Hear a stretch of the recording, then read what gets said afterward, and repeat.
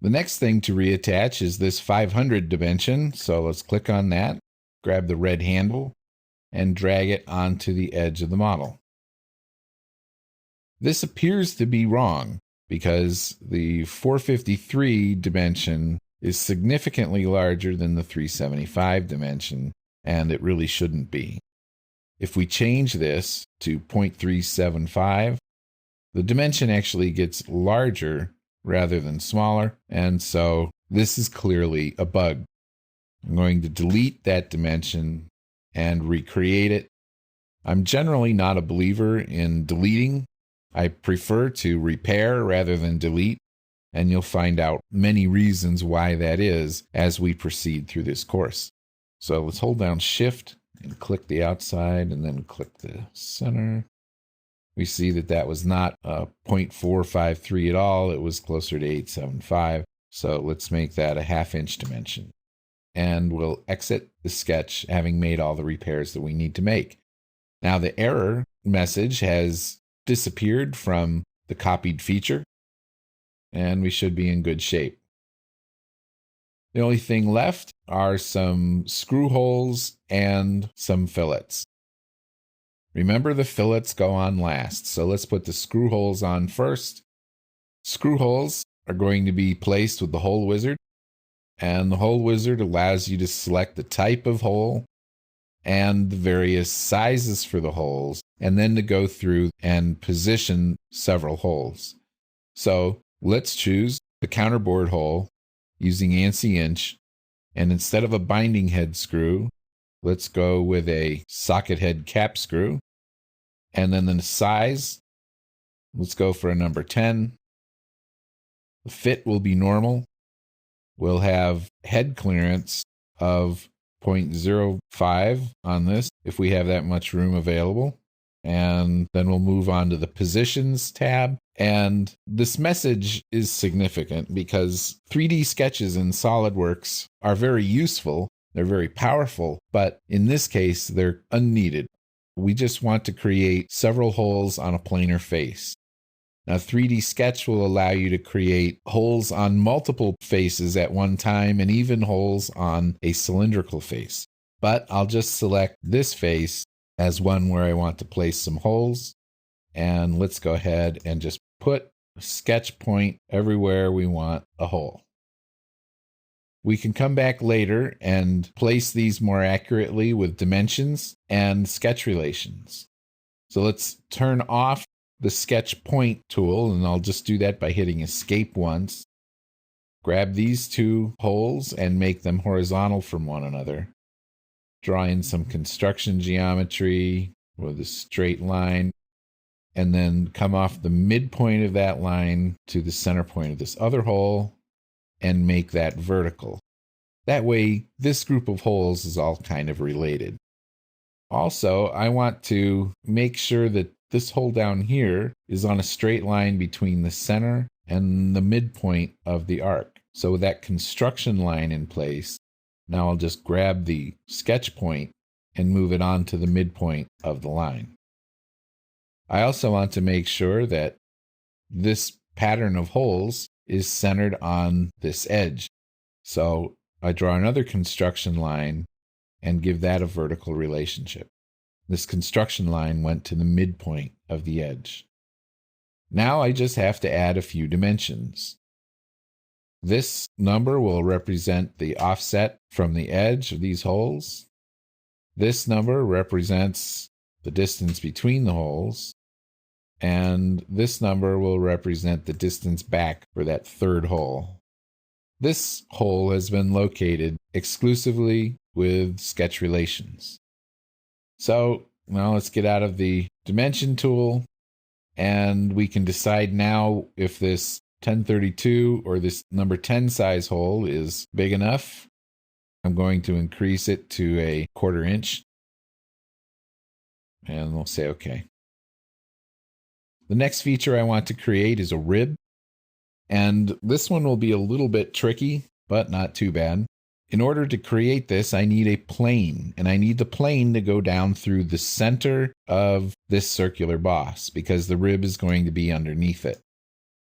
So the first thing to do is I want to turn on the display of temporary axes. Anytime you have a cylindrical face, that cylindrical face is going to have a temporary axis.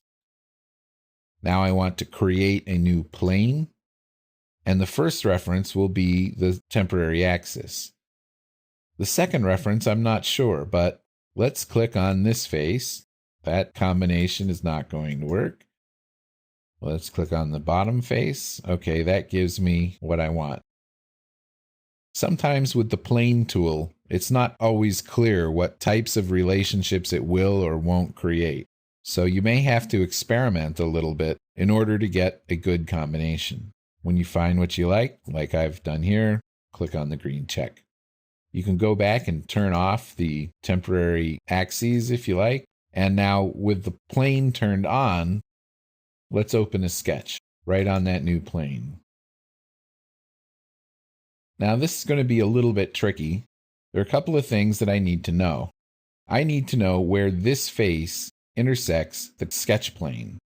One way to do that is to select the face and use this drop down next to the Convert Entities button for this intersection curve. That creates a sketch entity right on the selected face where the current sketch plane intersects it. So we don't want this to be a regular sketch entity. We want it to be construction. So I'll click on it and click the construction geometry button.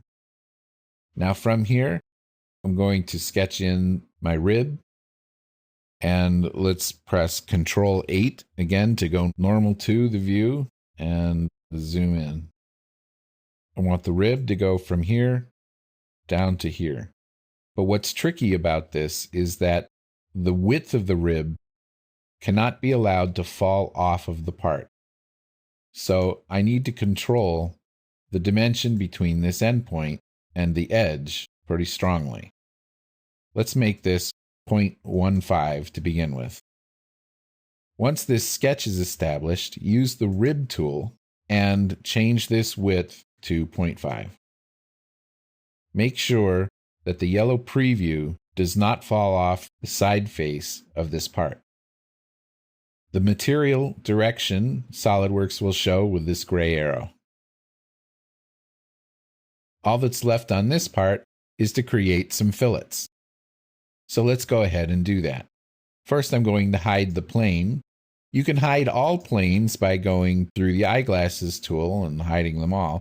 Or you can hide an individual plane by clicking on it in the Feature Manager and using the Hide option. Let's create some fillets. Remember, the big fillets go on first, and you want to create a situation where SOLIDWORKS propagates the fillets around the part. So let's make a 0.375 radius fillet on that corner. Put one here, here. Because this runs into some other things, I won't do the rest of those at the same time. I'll make a second feature, and I just pressed Enter to reinitiate that same command. And I'll put 0.375 fillets on those two corners. Again, Enter. And now I'm going to move down to 0.2 fillets. I'm going to fillet the tops of these ribs. Actually going to fillet this area as well. And click the green check when you're ready.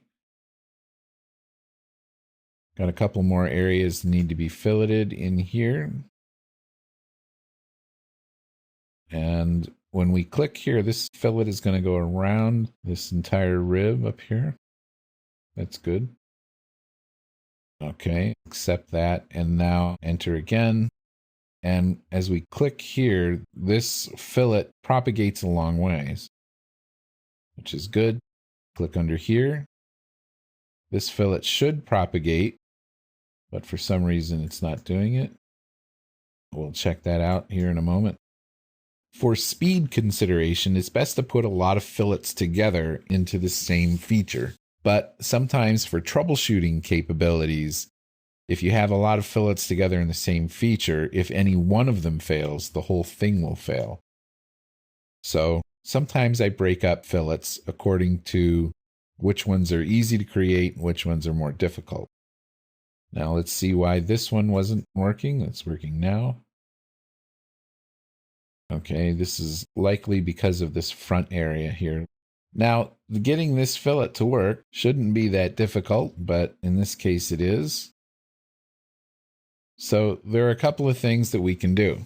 Sometimes when you're up against a fillet like this that won't work, probably because of this tangency in this area, you can turn off your tangent propagation and start selecting edges manually.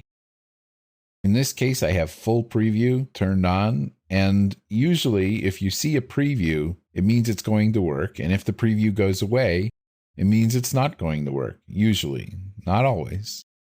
And sometimes you'll get lucky, and just when you select the last little bit, the fillet works again. So let's accept that and make another fillet feature.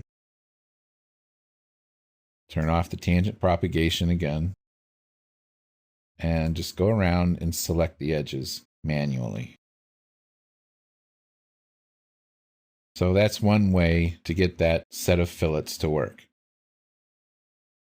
So this part is not exactly like the other one that we created, but it has the same sort of function, same sorts of features, and the same difficulties that we had to overcome.